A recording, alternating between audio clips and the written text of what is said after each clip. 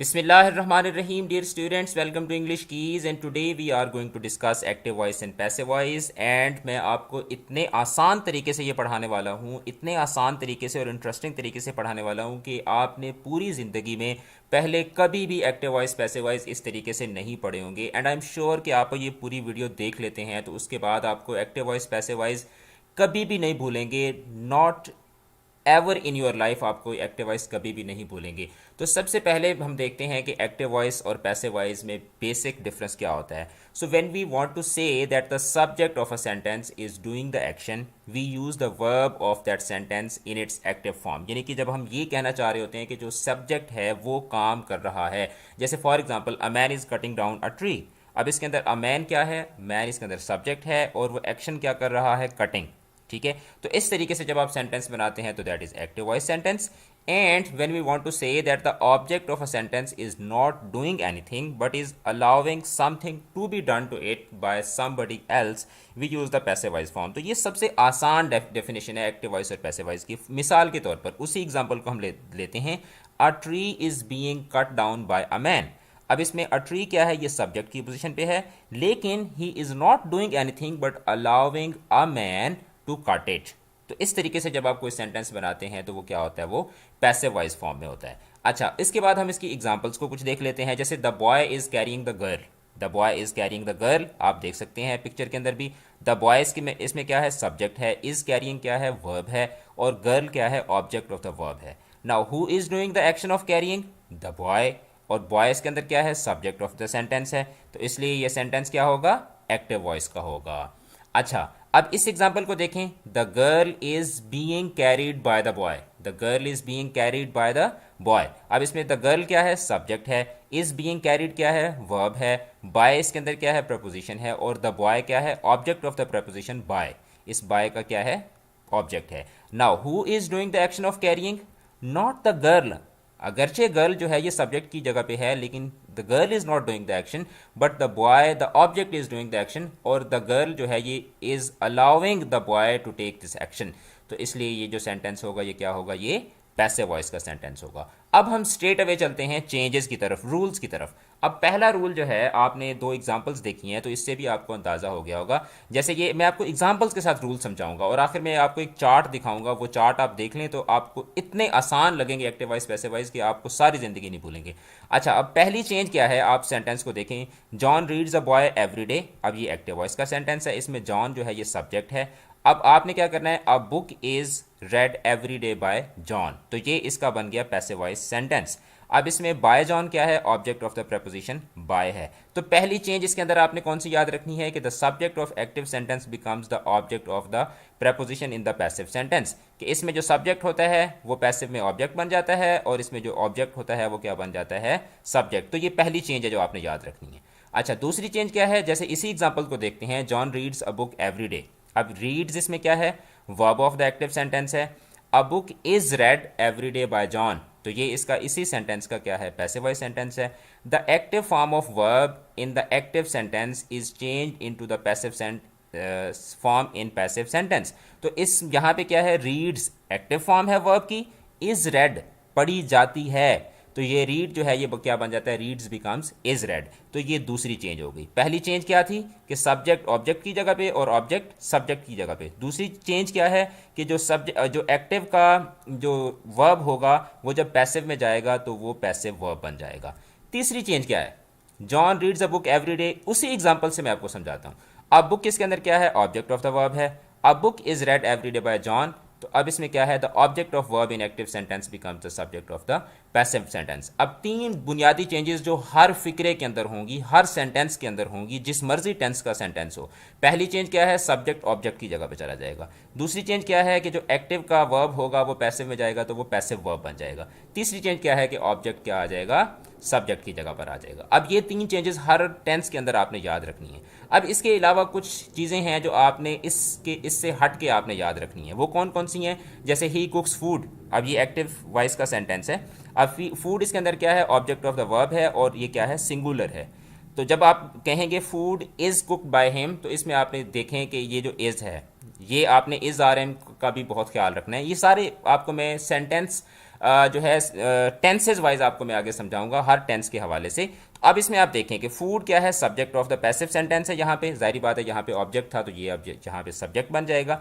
तो आपने ख्याल क्या रखना है कि when the subject of a sentence is singular then the verb must also be in singular. तो ये चीज़ आपने हमेशा याद रखनी है कि यहाँ पे सब्जेक्ट है फूड, सिंगुलर है तो इसके साथ इज आएगा। अगर यहाँ पे प्लूरल होता तो फिर क्या आ जाता, आर आ जाता। ठीक है, एक चीज़।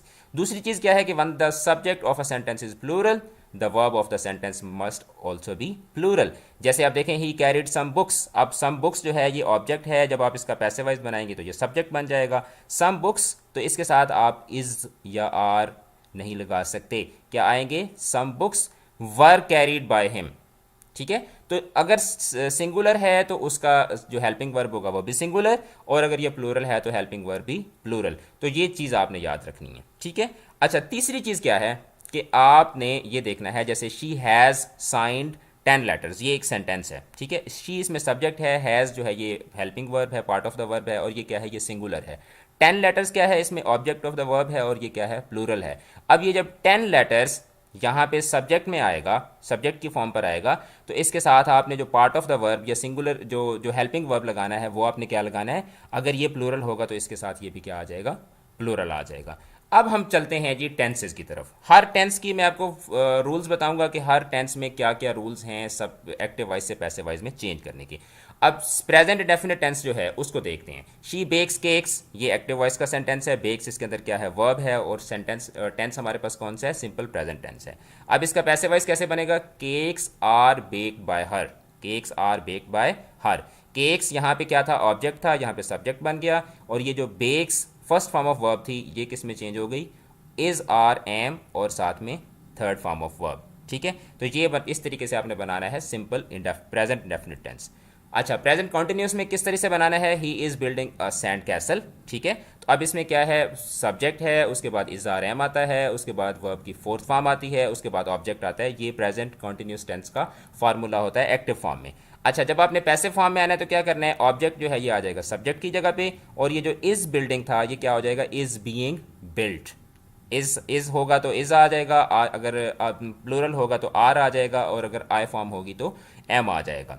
ठीक है, तो पहले आपको बेटा टेंसेस आने चाहिए, उसके बाद ही आप एक्टिव वाइज पैसिव वाइज समझ सकते हैं। टेंसेस मैं ऑलरेडी पढ़ा चुका हूँ, वो वीडियो मैं इसी वीडियो के डिस्क्रिप्शन में दे देता हूँ, वहाँ से जाकर के आप अपने टेंस भी रिवाइज कर सकते हैं। अ sand castle is being built by him. अब इसमें देखें, अ सैंड कैसल क्या है, ये जहाँ पे आपका ऑब्जेक्ट था यहाँ पे सब्जेक्ट बन गया। इस बिल्डिंग जो है ये क्या हो जाएगा, इज़ बीइंग बिल्ट। ठीक है, अच्छा, और उसके बाद आपका जो यहाँ पे जो सब्जेक्ट था वो यहाँ पे क्या हो जाएगा, ऑब्जेक्ट हो जाएगा, और दरमियान में बाय आ जाएगा। अच्छा, उसके बाद हम आते हैं प्रेजेंट परफेक्ट टेंस में। प्रेजेंट परफेक्ट टेंस का आपको पता है कि प्रेजेंट परफेक्ट में आपके पास सब्जेक्ट होता है, उसके बाद हैज़ हैव आता है, फिर उसके बाद वर्ब की थर्ड फॉर्म आती है, और उसके बाद ऑब्जेक्ट आता है। तो ये हमारे पास एक सेंटेंस है प्रेजेंट परफेक्ट टेंस का, इसको हमने चेंज करना है पैसिव वाइज में। तो क्या करेंगे, सबसे पहले ऑब्जेक्ट है, इसको हम ले आएंगे स्टार्ट में अ पिक्चर। उसके बाद हैज़ ड्रॉन है, तो दरमियान में आपने क्या करना है, सिर्फ बीन डाल देना है। हैज़ ड्रॉन हो, हैव ड्रॉन हो, दरमियान में आपने सिर्फ बीन जो है वो वर्ब और हेल्पिंग वर्ब के दरमियान में आपने बीन डाल देना है। तो आपका प्रेजेंट परफेक्ट टेंस का पैसिव वाइज बन जाएगा, सिंपल। उसके बाद प्रेजेंट परफेक्ट कॉन्टिन्यूस टेंस में आते हैं। तो present perfect tense continuous tense का जो पैसिव वाइज होता है वो नहीं बनता। सिंपल सिंपल सी बात है कि प्रेजेंट परफेक्ट कॉन्टिन्यूस टेंस का एक पैसिव वाइज बनता ही नहीं है। ठीक है, उसके बाद हम आ जाते हैं पास्ट टेंस में। पास्ट टेंस में आपको पता है कि पास्ट इंडेफिनिट टेंस जो होता है उसमें सब्जेक्ट होता है, उसके बाद वर्ब की सेकंड फॉर्म होती है, और उसके बाद क्या होता है, उसके बाद आपके ऑब्जेक्ट आ जाता है। अब इसका जब हमने पैसिव वाइज बनाना है तो हम क्या करेंगे कि ऑब्जेक्ट को ले आएंगे सब्जेक्ट की जगह। जैसे मैंने आपको पहले बताया कि ये जो रूल्स हैं, जो स्टार्ट में मैंने आपको 3 चेंजेस बताई हैं, वो हर सेंटेंस में होंगी। ऑब्जेक्ट आ जाएगा सब्जेक्ट की जगह पे, आपके पास जो वर्ब की सेकंड फॉर्म थी उसके साथ आप क्या लगा देंगे, वाज वर लगा देंगे। अगर तो ये सिंगुलर होगा तो वाज आ जाएगा, अगर प्लूरल होगा तो वर आ जाएगा, और उसके बाद वर्ब की क्या लग जाएगी, थर्ड फॉर्म। ये सेकंड फॉर्म है तो यहाँ पे क्या आएगी, थर्ड फॉर्म। अब इसकी टेल, टोल्ड, टोल्ड, इसकी थर्ड फॉर्म भी यही होती है। अगर यहाँ पे कोई दूसरा वर्ब होता तो उसकी हम थर्ड फॉर्म यहाँ पे लगा देते। उसके बाद फिर क्या आ जाएगा, जो आपका यहाँ पे सब्जेक्ट था वो क्या आ जाएगा, ऑब्जेक्ट फॉर्म में आ जाएगा। ठीक है, अब यहाँ पे ये क्योंकि सब्जेक्ट फॉर्म में था तो शी था, जब ऑब्जेक्ट फॉर्म में आएगा तो ये क्या बन जाएगा, हर बन जाएगा। अच्छा, उसके बाद past continuous tense. Past continuous tense की जो चेंज है एक्टिव पैसिव वॉइस की, वो प्रेजेंट कॉन्टिन्यूस टेंस से ही मिलती जुलती है। सिर्फ फ़र्क यह है कि आपने जो वहाँ पे इज़ आर एम लगाते थे प्रेजेंट में, तो पास्ट में आप क्या लगा देंगे, वाज पर लगा देंगे। जैसे the postman was delivering the post, ठीक है, तो अब इसमें क्या कर देंगे, the post was being delivered, the post was being delivered. बाकी जो सब्जेक्ट है वो ऑब्जेक्ट की जगह पे, जो ऑब्जेक्ट है वो सब्जेक्ट की जगह पे, वो तो सब में चेंज होगा। सिर्फ आपने वाज डिलीवरिंग को क्या कर देना है, वाज बीइंग डिलीवर्ड। उसके बाद पास्ट परफेक्ट टेंस है, तो पास्ट परफेक्ट टेंस जो है वो मिलता जुलता होता है प्रेजेंट परफेक्ट टेंस के साथ। वहाँ पे हैज़ हैव और प्लस जो है ना वो, उसमें हम सिर्फ बीन डाल देते थे दरमियान में, यहाँ पे ऊपर हैड होगा, ठीक है, तो आपने दरमियान में हैड और वर्ब के दरमियान में बीन डाल देना है, तो आपका पास्ट परफेक्ट टेंस का सेंटेंस बन जाएगा। अच्छा, पास्ट परफेक्ट कॉन्टिन्यूस टेंस का भी जो पैसे वाइज होती है वो नहीं बनती। उसके बाद हम आते हैं फ्यूचर टेंस में। फ्यूचर में क्या होता है, फ्यूचर में आपके पास सब्जेक्ट होता है, उसके बाद विल शेल लगता है, फिर वर्ब की फर्स्ट फॉर्म होती है, और उसके बाद क्या होता है, ऑब्जेक्ट होता है। तो आपने जब इसको पैसे वाइज में चेंज करना है, तो आपका जो ऑब्जेक्ट होगा वो सब्जेक्ट बन जाएगा। उसके बाद विल गिव जो था, यानी कि विल शेल और वर्ब की फर्स्ट फॉर्म थी, वो चेंज हो जाएगा विल बी और वर्ब की थर्ड फॉर्म में, ठीक है जी। मैं आखिर में आपको एक चार्ट दिखाऊंगा, वो चार्ट आप उसका स्क्रीनशॉट ले लीजिएगा, वहाँ से आपको सारे टेंस जो है वो रिवाइज हो जाएंगे। अच्छा, तो इस तरीके से आप क्या बनाएंगे, फ्यूचर इंडेफिनिट टेंस का जो है वो चेंज कर देंगे एक्टिव टू पैसिव। उसके बाद फ्यूचर कॉन्टिन्यूस टेंस है, तो इसका भी जो पैसिव वाइज है वो नहीं बनता। फ्यूचर परफेक्ट टेंस में आ जाते हैं, तो इसमें क्या होगा कि आपके पास सब्जेक्ट होता है, फिर विल हैव या शैल हैव होता है, और वर्ब की थर्ड फॉर्म होती है। तो इसमें भी आपने क्या करना है कि विल हैव और वर्ब की थर्ड फॉर्म के दरमियान में बीन डाल देना है। यानी कि आप अगर यहाँ से देखें गौर से, तो काफ़ी सारे टेंसेज ऐसे हैं कि जिसमें आपने सिर्फ हेल्पिंग वर्ब और मेन वर्ब के दरमियान में बीन डालना है, और आपका जो क्या कहते हैं, जो वॉइस है वो एक्टिव से पैसिव में चेंज हो जाएगी सब्जेक्ट और ऑब्जेक्ट को चेंज करने के बाद। ऑल राइट, उसके बाद हम आते हैं फ्यूचर परफेक्ट कॉन्टिन्यूस टेंस की तरफ। तो फ्यूचर परफेक्ट कॉन्टिन्यूस टेंस में भी जो पैसिव वाइज होता है वो नहीं बनता। तो ये तो होगी हमारी टेंसेस के हवाले से बात। अब हम आते हैं कि जो ऑक्सिलरीज होते हैं, जो हेल्पिंग वर्ब्स होते हैं, उनको किस तरीके से चेंज करना है। यहाँ पे आपके काफ़ी सारे कॉन्सेप्ट रिवाइज भी हो जाएंगे। अब विल है तो ये विल बी में चेंज हो जाएगा, कैन है तो वो कैन बी में चेंज हो जाएगा, और मस्ट है तो वो मस्ट बी में चेंज हो जाएगा। विल के साथ फर्स्ट फॉर्म लगती है, विल बी के साथ थर्ड फॉर्म, कैन के साथ फर्स्ट फॉर्म लगती है, कैन बी के साथ थर्ड फॉर्म, मस्ट के साथ फर्स्ट फॉर्म लगती है, और मस्ट बी के साथ क्या आ जाएगी, थर्ड फॉर्म। बी के बाद हमेशा थर्ड फॉर्म ही लगती है। तो ये हो गया ऑक्सिलरीज के हवाले से हमारा कॉन्सेप्ट क्लियर। अब हम आते हैं बाय, ये जो दरमियान में बाय आता है, by, by him, by her, तो इस बाय का को कैसे हमने देखना है। The subject of the active voice sentence becomes the object of the preposition in the passive voice sentence. ये हमने बहुत स्टार्ट में ही पढ़ लिया था। The preposition is usually by when the object is a person, ठीक है। जब आपके पास ऑब्जेक्ट पर्सन हो तो फिर आपने बाय लगाना है, एंड आपने प्रेपोजिशन विद यूज करनी है when the object is a thing such as knife, gun, arrow etcetera. मिसाल के तौर पर the hunter shot the deer with an arrow, ये एक्टिव वॉइस सेंटेंस है। अब the deer was shot with an arrow by the hunter, ठीक है, क्योंकि ऑब्जेक्ट क्या है इसमें, पर्सन है। लेकिन अगर आप एरो की बात करते हैं, तो ये देखें एरो क्या है, एरो एक ऑब्जेक्ट है, तो इसके साथ आप ये नहीं कहेंगे the deer was shot by an arrow by the Hunter.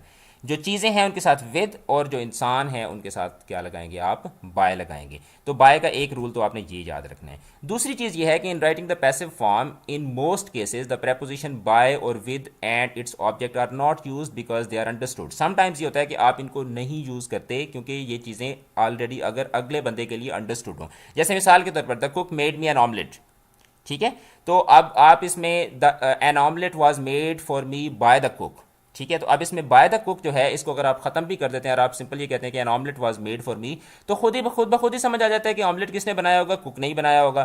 तो आप एक्सेप्शनल केसेस में, यानी कि एग्जाम में आपने लाजमी लिखना है, लेकिन वैसे अगर आप नॉर्मल लाइफ में यूज़ कर रहे हैं तो फिर आप समटाइम्स इसको स्किप भी कर देते हैं। अच्छा, उसके बाद समटाइम्स ये होता है कि आपके पास जो ऑब्जेक्ट होता है वो डुअल होता है, यानी कि डबल ऑब्जेक्ट आ जाता है। When there are two objects of the verb in the active voice sentence we can change that active sentence into passive in two ways. पहले नंबर पर using the first object in one sentence and second object in the other. तो आप अलग अलग sentences भी बना सकते हैं। जैसे मिसाल के तौर पर the teacher teaches you a lesson. अब इसमें यू जो है ये डायरेक्ट ऑब्जेक्ट है और साथ में एक अ लेसन जो है ये भी क्या है आपके पास इनडायरेक्ट ऑब्जेक्ट है।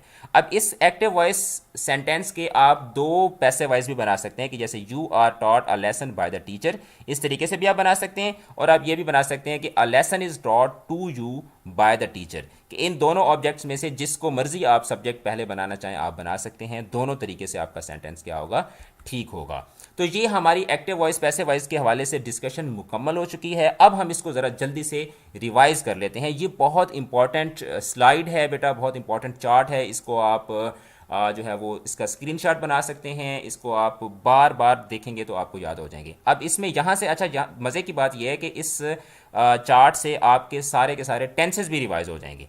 अब प्रेजेंट सिंपल टेंस का फार्मूला क्या है कि सब्जेक्ट वर्ब की फर्स्ट फॉर्म, इसके साथ एस ई एस लगता है और ऑब्जेक्ट होता है। इसका पैसिव बनाने के लिए आप क्या करेंगे, ऑब्जेक्ट को स्टार्ट में ले आएंगे, उसके बाद इज आर एम, वर्ब की थर्ड फॉर्म बाय और उसके बाद सब्जेक्ट आ जाएगा। प्रेजेंट कॉन्टिन्यूस में क्या होता है, सब्जेक्ट इज आर एम, उसके बाद फिर वर्ब की फोर्थ फॉर्म होती है और ऑब्जेक्ट होता है। इसका पैसिव वाइज क्या बनाएंगे, ऑब्जेक्ट। देखिए ऑब्जेक्ट सबके स्टार्ट में आ रहा है, ऑब्जेक्ट, उसके बाद is are am plus being, ठीक है, और उसके बाद वर्ब की थर्ड फॉर्म और उसके बाद बाय और उसके बाद एस। जैसे Ahmed is eating an apple, तो an apple is being eaten by Ahmed. तो इस तरीके से आपने सेंटेंसेस बनाने हैं।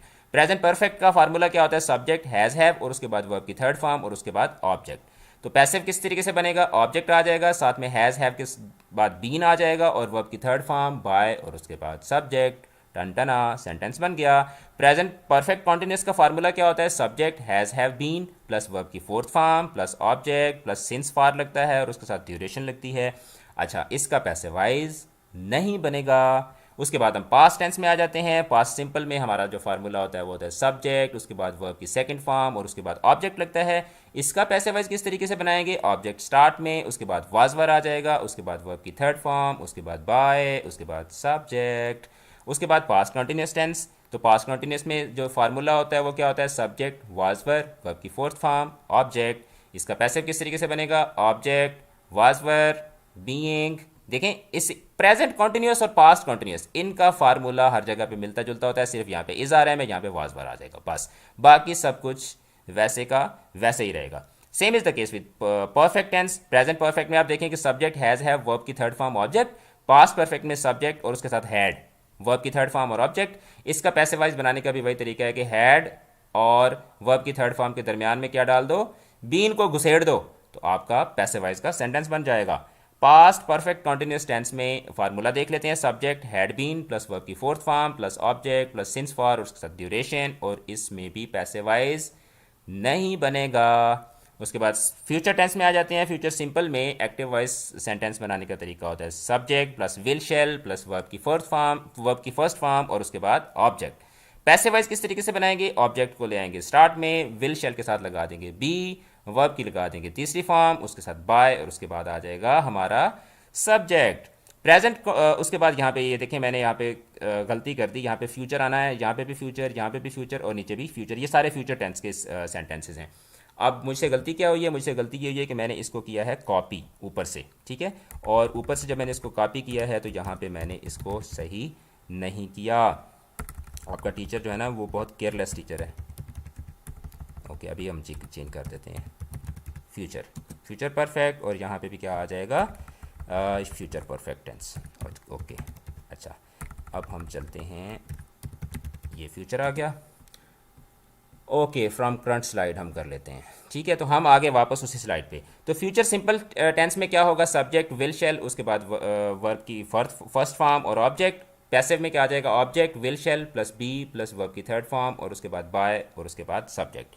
तो फ्यूचर कॉन्टिन्यूस का फार्मूला क्या होता है, सब्जेक्ट उसके बाद will shall plus be plus verb की फोर्थ फॉर्म और ऑब्जेक्ट। इसमें भी चेंज नहीं होता, पैसिव वाइज बनेगा ही नहीं, मौजें। फ्यूचर परफेक्ट में क्या होता है, सब्जेक्ट और उसके बाद विल हैव या शैल हैव और उसके बाद वर्ब की थर्ड फॉर्म और उसके बाद ऑब्जेक्ट। तो इसका तरीका क्या होगा कि ऑब्जेक्ट विल हैव या शैल हैव, उसके बाद वर्ब की थर्ड फॉर्म और दरमियान में आपने बीन डाल देना है, ठीक है, बीन, वो रांझे वाली बीन नहीं डालनी, वैसे बीन डालना है, BEEN, ठीक है। उसके बाद जो फ्यूचर परफेक्ट टेंस है उसमें क्या है कि इसका फार्मूला होता है सब्जेक्ट विल हैव या शैल हैव बीन, उसके बाद वर्ब की fourth form, object, since for और उसके बाद ड्यूरेशन होती है। तो इसमें भी आपका परफेक्ट जो आपका पैसिव वाइज है वो नहीं बनेगा। तो आप देखें 12 टेंसेज में 4 टेंसेज तो गए ये निकल जिनमें बनेगा ही नहीं, ठीक है। परफेक्ट के इसमें भी परफेक्ट में नहीं बनेगा, इसमें भी परफेक्ट में भी 3 परफेक्ट के निकल गए, और फ्यूचर कॉन्टीन्यूस का ये 4 टेंसेज तो बनेंगे नहीं। उसके बाद अगर आप देखें तो जो आपका परफेक्ट प्रेजेंट परफेक्ट है उसमें भी आपने क्या करना है, हेल्पिंग वर्ब और मेन वर्ब के दरमियान में बीन डालना है। अच्छा, पास्ट परफेक्ट में भी आपने यही करना है कि परफेक्ट में आपने क्या करना है, हेल्पिंग वर्ब और मेन वर्ब के दरमियान में बीन डालना है। अच्छा, इसमें भी परफेक्ट में आपने क्या करना है कि बीन डालना है। उसके बाद आप देखें कि जो प्रेजेंट के सॉरी कॉन्टीन्यूस के जो टेंसेज हैं, कॉन्टीन्यूस बेशक वो प्रेजेंट कॉन्टीन्यूस हो, पास्ट कॉन्टीन्यूस हो, फ्यूचर कॉन्टीन्यूस हो, उसमें क्या होता है, उसमें सिर्फ यहाँ पे बीइंग आ गया, ठीक है। वही इज़ आर एम साथ में बीइंग लगा दिया, यहाँ पे भी बीइंग लगा दिया, ठीक है, और यहाँ पे तो चेंज नहीं होगा। तो देखें फ्यूचर कॉन्टीन्यूस का भी सिंपल फार्मूला है, ठीक है। तो बहुत आसान है एक्टिव वॉइस। आप इस चार्ट को देखें, ये चार्ट आपके सारे मसले ख़त्म कर देगा एक्टिव वॉइस पैसिव वॉइस के, और उसके बाद ज़िंदगी में आपको कभी एक्टिव वॉइस पैसिव वॉइस नहीं भूलेंगे। तो बेटा अगर आपको ये वीडियो अच्छी लगी है तो आप इसको लाजमी अपने दोस्तों के साथ शेयर करें। अगर आप टीचर हैं तो आप अपने स्टूडेंट्स के साथ शेयर करें। और अगर आपके कोई क्वेश्चंस हैं, आप किसी सेंटेंस का एक्टिव वॉइस या पैसिव वॉइस पूछना चाहते हैं, तो आप कमेंट्स में लाजमी पूछें। And stay smiling, stay connected with English Keys. अल्लाह हाफिज़।